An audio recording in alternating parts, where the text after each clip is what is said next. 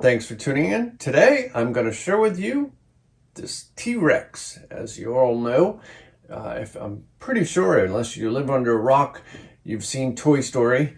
And this is Rex from Toy Story. And it is from a scene where he is playing Ham against Ham, trying to beat the evil Zurg, and so on, as you'll see in the intro to this particular scene. Excuse me. Rex is always a great character. I always found him kind of funny. He's a little edgy and nervous Rex. Ha ha ha. And I saw this, as soon as I saw this figure, I just had to get it.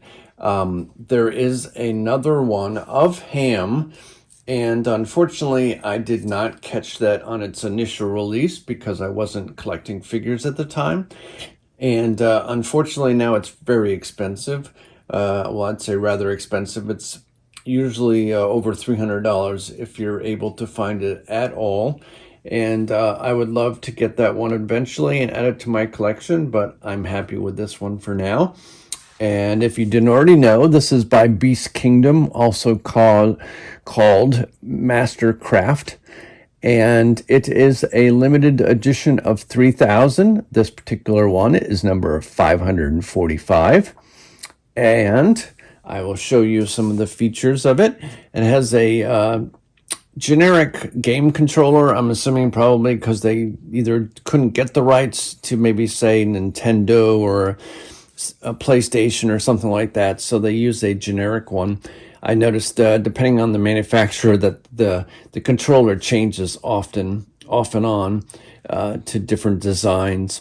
And as you can see, the game controller is sitting on some blocks, and I have to watch the movie again because this was kind of slightly throwing me off or kind of agitated. Usually when you see blocks, kids blocks, the letter that's on it usually coincides with a picture on the side. So say this was the letter K here, even though there's nothing there. And when you turn it over, then you would see kite. So, they would sound the sound of the first letter. But in this case, it's G with a hat. And it is, actually, I'm not even sure of the letter on this one. This is C, and then there's a snail. That obviously doesn't work. And then there's E, and then there's an apple. And so there are some versions of blocks that they don't always coincide with what picture's on them, but it usually does. So that's what kind of threw me off on these. It's a little weird. And this cord here, this is, if you saw my previous video, this is what got broken. My son decided to rip this out of the package without first removing the sticker that said fragile. And so I was not too pleased with that. It was broken, and then I was able to fuse it back with some glue, and then I repainted it. I need one more coat to make it matching through the whole thing. It's a little shiny, but there's a magnet on each end of these, and they just snap onto this like so. So it's very, very easy to do.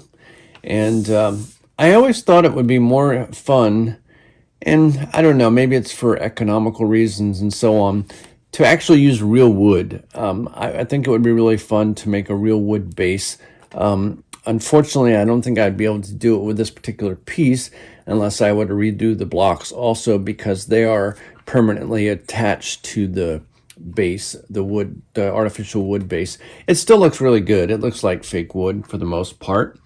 And the parts that come off are his tail, and it's pretty good weight of its own. It has a magnet in it also, and it snaps right on like that. He goes on to the stand itself by these two big pegs underneath. I still have stuff from the styrofoam, which is my worst enemy. I absolutely hate styrofoam. It drives me nuts.